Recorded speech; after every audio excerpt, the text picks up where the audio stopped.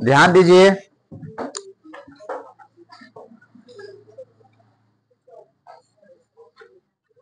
देखिए अभी तक अपने लोग क्या सब पढ़ चुके हैं। प्रकाश क्या होता है पढ़े हैं, बताइए। प्रकाश ऊर्जा का वह रूप है जिसकी सहायता से हम किसी वस्तु को देख सकते हैं। चलिए, इसके बाद आप पढ़ चुके हैं प्रकाश का स्रोत। प्रकाश का, क्या ये आपको याद है? जिस वस्तु से हमें प्रकाश की प्राप्ति होती है उसे ही प्रकाश का स्रोत है। ये भी क्लियर है। चलिए, इसके बाद आप पढ़े हैं प्रदीप्त वस्तु और अप्रदीप्त वस्तु। प्रदीप्त और अप्रदीप्त वस्तु। जिससे प्रकाश निकलता है उसे प्रदीप्त वस्तु कहते हैं और जिससे प्रकाश नहीं निकलता उसे अप्रदीप्त वस्तु कहते हैं। इसके बाद आप पढ़ चुके हैं प्रकाश का प्रकीर्णन। जब प्रकाश किसी कण पे पड़ता है तो वह कण थोड़ा सा प्रकाश को अवशोषित कर लेता है और बाद बाकी प्रकाश को चारों तरफ फैला देता है। इसी प्रक्रिया को प्रकाश का प्रकीर्णन कहते हैं। ये भी पढ़ चुके हैं आप। इसके बाद आप क्या पढ़े हैं बताइए? पारदर्शी पढ़ लिए हैं, पारभासी पढ़ लिए हैं और अपारदर्शी पढ़ लिए। क्या? कोई बात नहीं, नोट्स मिल जाएगा, सब कुछ लिखा हुआ। सुनिए, नहीं तो मोबाइल से, यूट्यूब से लिख लीजिएगा, ठीक है? अच्छा, नोट्स हम दे देंगे, चले जाइए, टेंशन नहीं लेना है। नोट्स बना करके रखा हुआ है, बस प्रिंट आउट नहीं निकाले। सुनिए, वैसे आज ग्रुप में भी भेज देंगे, ठीक है? ग्रुप में भी भेज देंगे और प्रिंट आउट भी हम कर लेंगे। तो पारदर्शी क्या होता है? जिससे प्रकाश आसानी से आर पार हो जाता है। अपारदर्शी क्या होता है? जिससे प्रकाश आर पार नहीं होता। और पारभासी क्या होता है? जिससे होकर के प्रकाश आंशिक रूप से आर पार होता है, थोड़ा थोड़ा आर पार होता है, ठीक है? चलिए, ये भी डिस्कस कर लिए थे। हाँ, इसके बाद प्रकाश का परावर्तन क्या होता है, इसका परिभाषा पढ़ लिए। प्रकाश का किसी वस्तु से टकरा करके वापस मुड़ने की प्रक्रिया को ही प्रकाश का परावर्तन कहते हैं। याद है कि नहीं है बताइए? प्रकाश का किसी वस्तु से टकरा करके वापस मुड़ने की प्रक्रिया को ही प्रकाश का परावर्तन कहते हैं। क्लियर है? चलिए, इसके बाद आपको हम पढ़ाए हैं आपतित किरण। आने वाली किरण को जाने वाली किरण को परावर्तित किरण कहते हैं, ठीक है? आपतित किरण जिस बिंदु पर पड़ती है, आपतित किरण दर्पण के जिस बिंदु पर पड़ती है उसे क्या कहते हैं? आपतन बिंदु कहते हैं, ठीक है? अच्छा, आपतित किरण और आपतन बिंदु के बीच के कोण को आपतन कोण कहते हैं। और परावर्तित किरण और अविलंब के बीच के कोण को परावर्तन कोण कहते हैं। आपतन कोण को आई बोला जाता है।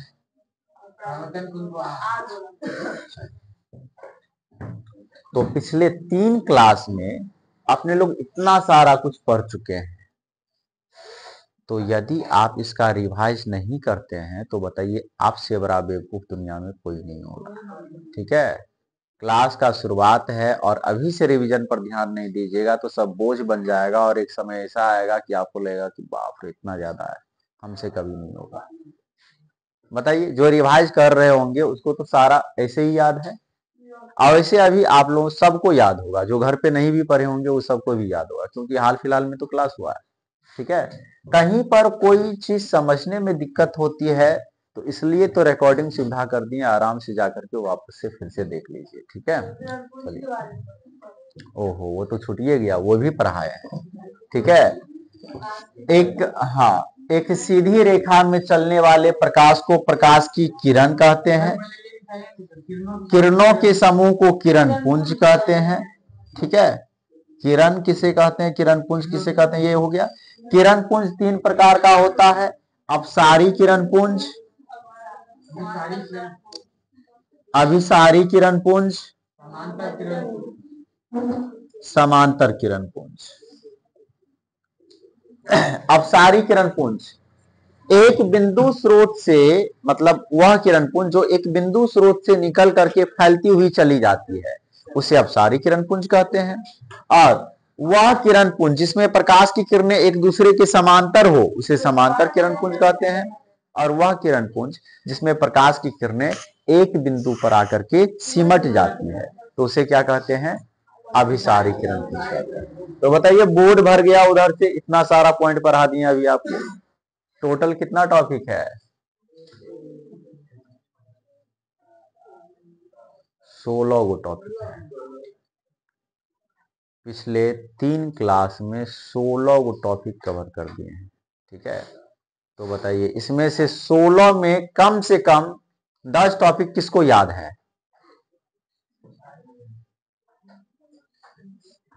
आप लोगों को नहीं याद है तो हाथ उठाना चाहिए ना, पूछे किसको किसको याद है तो हाथ उठाना चाहिए।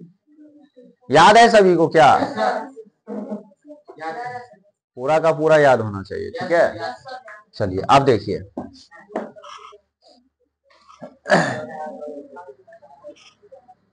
आप पढ़ेंगे अपने लोग परावर्तन के नियम।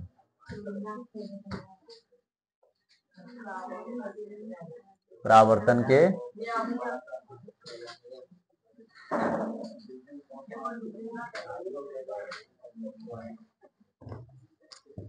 आपको क्लास में ही सब कुछ याद हो जाएगा, बस आप अच्छे से ध्यान दीजिए, ठीक है। घर पे भी थोड़ा सा रिवीजन कर लिया कीजिए। देखिए, परावर्तन के नियम, सबसे पहले तो हम आपको यहां पर परावर्तन एक बार फिर से दिखाते हैं। देखिए, ये क्या है बताइए? दर्पण है, ये कोई दर्पण है। ऐसे प्रकाश का किरण परा इधर से उधर, ठीक है, थोड़ा रेखा खींचने में हम इधर से इधर ऐसे होना चाहिए। यहाँ टॉर्च बना दें,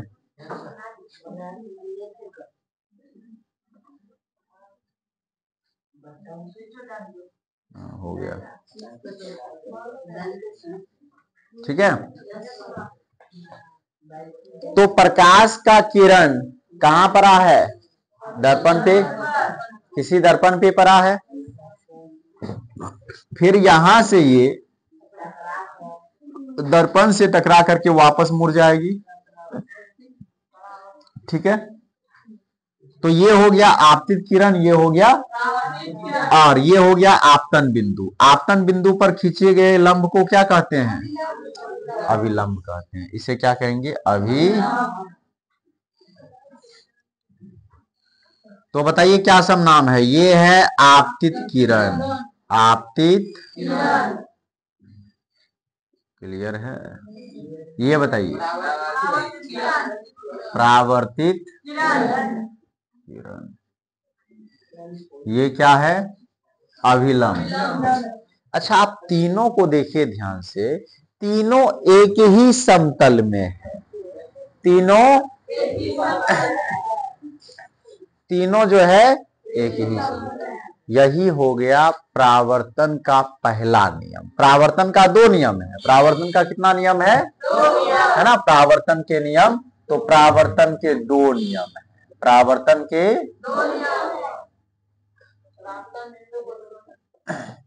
परावर्तन के 2 नियम, 2 नियम। परावर्तन के पहला नियम सुनिए। पहला नियम ये है कि आपतित किरण, परावर्तित किरण और अभिलंब, आपतित किरण, परावर्तित किरण और अभिलंब तीनों एक ही समतल में होते हैं। अभी किताब सब नहीं देखिए, बस यहाँ देखते रहिए, ठीक है। किताबी भाषा आपको समझ में आ ही जाता तो आप यहाँ पर काहे आते पढ़ने के लिए। इसलिए किताबी भाषा से हट करके है, ये अपना भाषा में जो आपको ऐसे ही याद हो जाएगा, इसलिए बस यहाँ पर देखते रहिए, सुनते रहिए। तो आपतित किरण, परावर्तित किरण और अभिलंब तीनों एक ही, और आपको दिख भी तो रहा है, सुझाई पड़ रहा है कि नहीं बताइए। ये आपतित किरण, ये परावर्तित किरण और ये अभिलंब तीनों एक ही समतल में है, ठीक है। तो पहला नियम बताइए क्या है।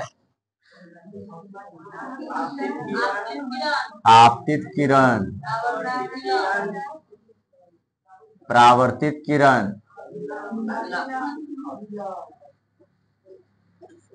और अभिलंब तीनों, बताइए, तीनों एक ही समतल में, तीनों एक ही समतल में होते हैं, तीनों एक ही समतल में।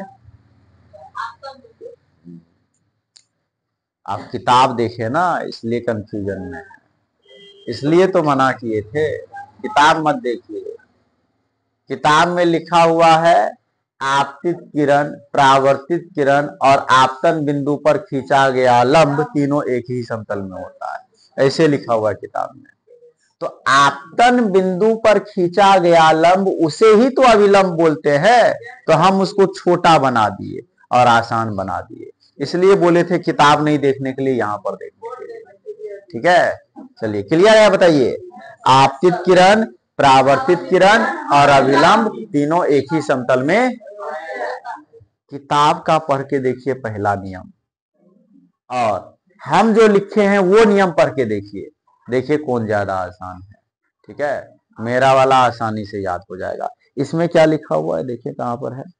आपतित किरण, परावर्तित किरण तथा आपतन बिंदु पर खींचा गया अभिलंब तीनों एक ही समतल में होते हैं। मेरा बिल्कुल आसान है, आपतित किरण, परावर्तित किरण और अभिलंब तीनों एक ही समतल में होते हैं, बात खत्म, ठीक है। अब देखिए दूसरा नियम, पहला नियम याद हो गया। ये नियम पूछा जाता है एग्जाम में कि परावर्तन का क्या नियम, कितने नियम होते हैं लिखें, ठीक है। तो दो नियम होता है, पहला नियम आपतित किरण, परावर्तित किरण और अभिलंब तीनों एक ही समतल। अब दूसरा नियम सुनिए आप ध्यान से। आपको पता है कि ये आपतित किरण, हम भी देख रहे हैं, ये आपतित किरण और अभिलंब दोनों के बीच जो कोण बनता है उसे कौन सा कोण कहते हैं, बताइए। आपतन कोण कहते हैं। क्या कहते हैं इसे? इसे परावर्तन कोण कहते हैं, आपतन कोण कहते हैं, इसे कहते हैं आपतन, और इसे I से डिनोट किया जाता है, ठीक है। उसके बाद परावर्तित किरण और अभिलंब के बीच जो कोण बना है इसे क्या कहेंगे? परावर्तन कोण। क्या कहेंगे बताइए? और इसे किससे डिनोट किया जाता है? ये I हो गया और ये I का मतलब हुआ इंसिडेंट एंगल, ठीक है, इंसिडेंट एंगल, और R का मतलब हुआ रिफ्लेक्टिव एंगल, ठीक है। इसलिए इसका ये आपतन कोण जो है ना, इसको अंग्रेजी में कहा जाता है इंसिडेंटल, या इसे इंसिडेंट एंगल कहा जाता है, तो इसलिए I लिया गया। और परावर्तन कोण को अंग्रेजी में कहते हैं रिफ्लेक्टिव एंगल, इसलिए यहाँ पर R लिया गया, ठीक है। तो आपतन कोण को सूचित करते हैं I से और परावर्तन कोण को सूचित करते हैं R से। अब आपको तो पहला नियम समझ में आ गया है कि आपतित किरण, परावर्तित किरण और अभिलंब तीनों एक ही समतल में होते हैं। अब दूसरा नियम के लिए आप बेचैन हैं कि दूसरा नियम क्या होगा। बिल्कुल आसान, ये आपतन कोण परावर्तन कोण के बराबर होता है। याद हो गया? बताइए दूसरा नियम, बताइए। आपतन कोण परावर्तन कोण के बराबर होता है। आपतन कोण मतलब परावर्तन कोण, मतलब आर। तो आपतन कोण परावर्तन कोण के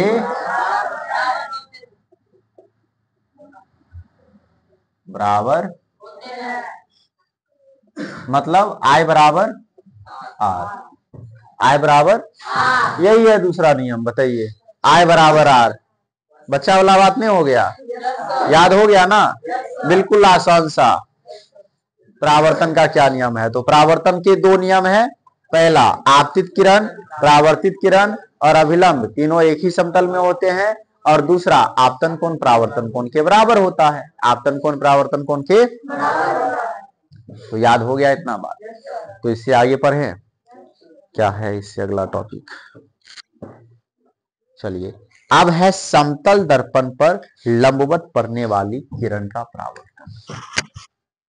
अब जो टॉपिक है वो है समतल दर्पण पर, समतल दर्पण पर लंबवत पड़ने वाली किरण का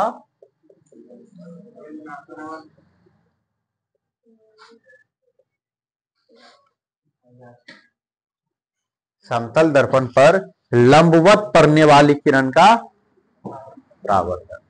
ठीक है, चलिए ध्यान दीजिएगा। ये सेम ये क्वेश्चन मेरे एग्जाम में 2015 में पूछा गया था। ठीक है, यही क्वेश्चन, समतल दर्पण पर लंबवत पड़ने वाली किरण का, इसका बोला था चित्र बनाने के लिए। ठीक है, बोला था कि समतल दर्पण पर लंबवत पड़ने वाली किरण के परावर्तन का आलेख खींचें। ये प्रश्न था मेरे एग्जाम में, हम जो 10वीं का एग्जाम दे रहे थे 2015 में। ठीक है, और इसी क्वेश्चन को बनाते हुए मेरा कॉपी छीना गया था। कैसे? तो हम अपना आलेख बना लिए थे, बगल में वो था, वो अब रिक्वेस्ट करने लगा ज्यादा कि थोड़ा मेरा भी बना दो, तो कल्पने लगा, तो ले लिए, उसका भी जो है बना रहे थे। ठीक है, अब मेरे पास मेरा कॉपी तो था ही, उसका भी कॉपी ले लिए, फिगर बना रहे थे। उसी समय आ गया चेक-इन में, दोनों कॉपी लेके चला गया, उसका भी ले गया, मेरा भी ले गया। लेकिन किस्मत अच्छा था कि 10 से 15 मिनट में फिर जो है रिटर्न कर दिया। बात समझे ना? तो इसलिए ऐसा काम आप लोगों को भूल से भी नहीं करना है, बात ही नहीं करना है वहां पर एग्जाम हॉल में। बस अपने कॉपी की तरफ, कोई टोकेगा भी नहीं तो जवाब नहीं देना है, भले ही आपका भाई क्यों ना हो। टोक रहा है कि ये बता दो, कुछ जवाब ही नहीं देना है, बस अपने, वो टोक रहा है तो जाएगा, आप आराम से बनाते रहिए, जो आता है वही बनाइए। ठीक है, देखिए, तो हम दूसरे को बतलाने के चक्कर में मेरा कॉपी छीना गया था। सुनिए, तो वही क्वेश्चन है ये, प्रत्येक बैच में हम बतलाते हैं ये बात। देखिए, आप लोगों को भी बतलाए थे ना। तो समतल दर्पण पर लंबवत पड़ने वाली किरण का परावर्तन, ध्यान दीजिएगा, सुनिए। समतल दर्पण बोला तो बना लेते हैं समतल दर्पण। सुनिए, इस चीज को हम समझते हैं, समतल दर्पण बनाते हैं। हो गया, शीशा ले लिए, पीछे से पॉलिश कर देंगे, पॉलिश भी कर दिए, अब मुंह देखने के लिए तैयार है। ठीक है, अब हमें क्वेश्चन ये पूछा है, सुनिए, हमें क्वेश्चन ये पूछा है कि अभी तक आप इस पर ऐसे टॉर्च जला रहे थे, तो जितना एंगल बना करके आप टॉर्च जला रहे थे, किरण इस पे आ रही थी, उतना ही एंगल बनाते हुए किरण चली जा रही थी। सोचिए, यदि हम ऐसे करके टॉर्च देते, ऐसे करके किरण इस पे डालते, तो ऐसे करके निकलता, किरण ऐसे करके डालते तो ऐसे करके निकलता। अब हमें यह पूछ दिया कि यदि किरण बिल्कुल सीधा डाले यहां से तो क्या होगा? पता है आप लोगों को? आप लोग कभी ऐसा किए हैं? ये प्रक्रिया तो काफी बार किए होंगे। मतलब आईना हाथ में लेकर के, सूर्य का रोशनी आया, ऐसे चमका दिए, ऐसे करके आया और ऐसे करके चला गया।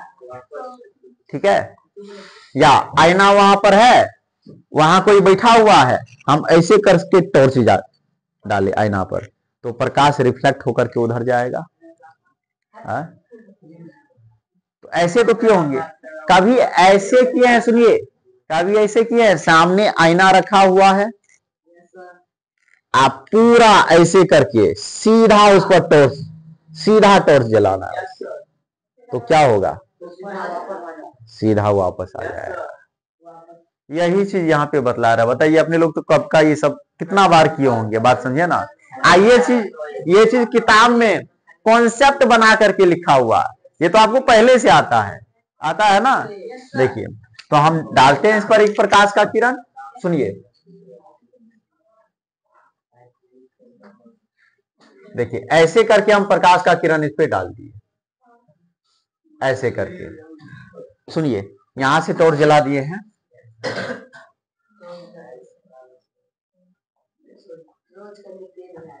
अच्छा कोई बात नहीं, सुनिए,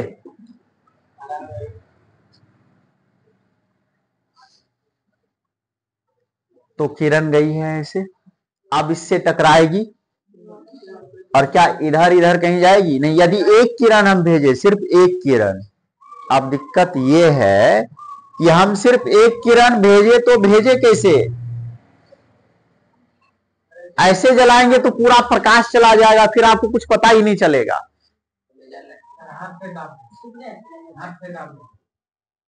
हाँ वो भी हो सकता है, और नहीं तो यहां पर एक कूट लगा देंगे ना, जल जाएगा।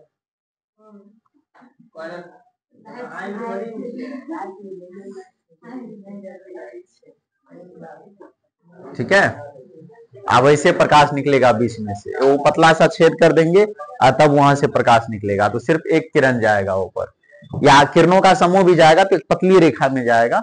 ठीक है, चलिए, तो अब यहां यदि गया, इससे टकराया, तो ये क्या हो गया, आपतित किरण हुआ कि नहीं, जहां पर वो क्या हो गया, आपतन बिंदु।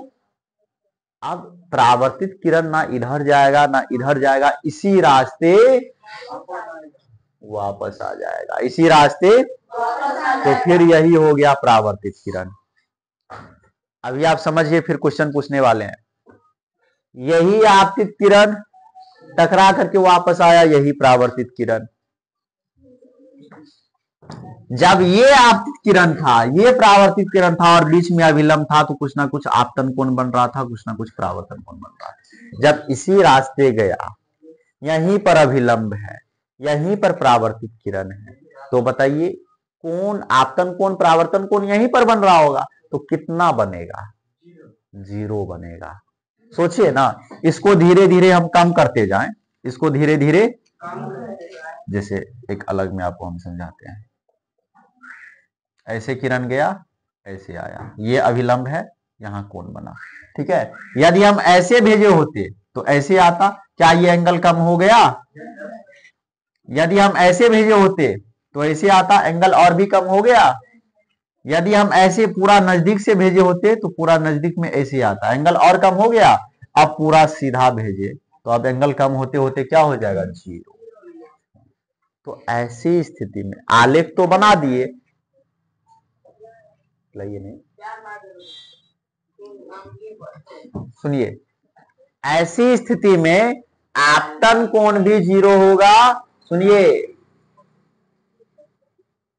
सबसे पहला बात तो ये कि यदि किसी समतल दर्पण पर लंबवत प्रकाश की किरण डाला जाए तो वह उसी रास्ते वापस लौट जाएगी, वह किरण उसी रास्ते वापस लौट जाएगी। ठीक है, ये बात जो है आपके क्वेश्चन में भी पूछा, ये चैप्टर जब खत्म होगा आप क्वेश्चन बनाएंगे तो उसमें ये पूछा है।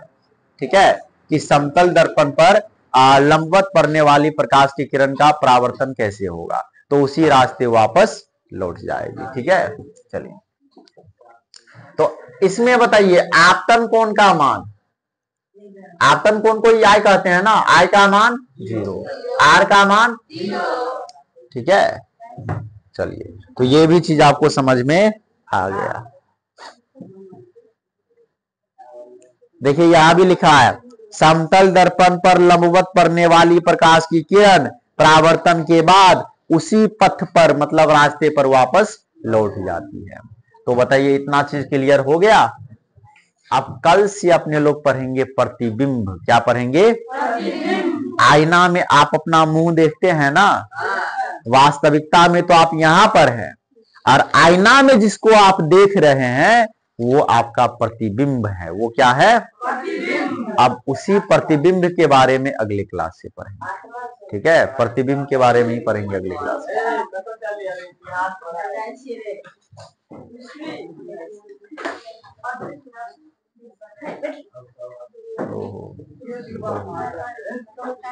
हाँ क्या? अभी तुरंत क्लास स्टार्ट हुआ, देखिए ना आपके पास कितना समय बाकी है अब।